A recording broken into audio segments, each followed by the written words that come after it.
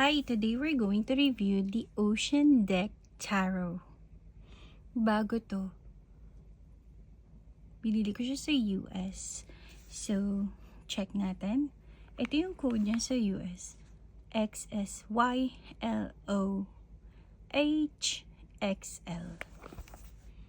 Ayan. Marami nang gumagamit itong YouTuber tarot reader sa US. Check natin.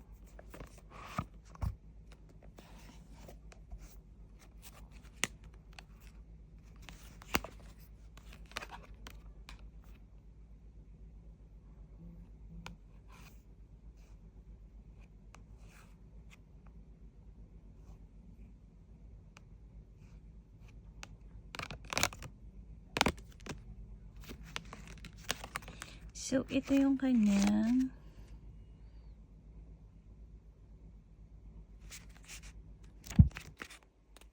instructions. Meron siya reverse meaning and colored din yung kanyang maliit lang siya pero full details naman.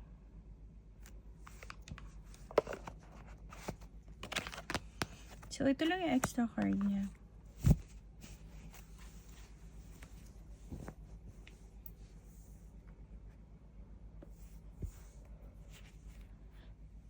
Gilded siya, pero blue. Blue. Gilded. Sa card, makapal siya. In fairness, makapal siya. Tignan natin. Pwede tayo mag-reverse. Yes. Pwede siyang ipang-reverse. Kung nagre-reverse reading kayo, pwede. Hindi siya halata. No? Yung kapal niya, okay na okay.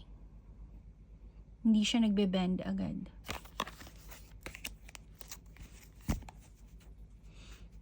And sa kamay, pag ginawakan mo siya, makapal din siya. Standard size, yes. Start na tayo ng flip through. Ilalagay ko siya dito sa gilid. Pag medyo mabilis, you can stop or you can pause the video. Maglalagay ako ng music.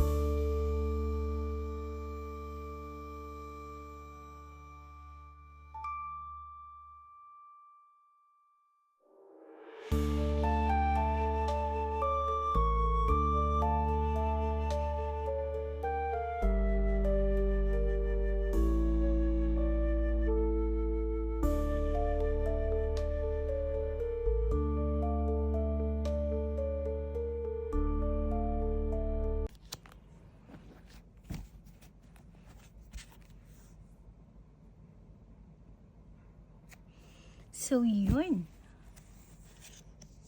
Ang ganda niya. Aquarius kasi ako. Kaya, I love mga ganitong type of cards. Na-appreciate ko siya. Look at my nails, 'di ba? Anong-ano, tugmang-tugma sa tarot na to. Ayun, 'di ba? Ang ganda niya. Sobrang ganda niya. Tsaka ang kapal niya. Worth it to. Worth it siya sa price niya. Ang dami ko lang tarot. Hindi ko lang siya makikip. Ang sarap niya pang i-shuffle. Kasi hindi siya matte, hindi siya sobrang glossy na nagdidikit-dikit. Sobrang dali niyang i-shuffle. You see? Kapag shuffle mo siya ng pagganon, kahit paganito, napakadali niyang i-shuffle. Even like this, ang dali niyang i-shuffle. And kung nagbabasa ka pa ng reverse, napakaganda. Diba? Look. Yung swords niya, it's spears. Yung kanyang wands, it's coral. Treasure naman ang kanyang pentacles. Ang cups niya ay pearl.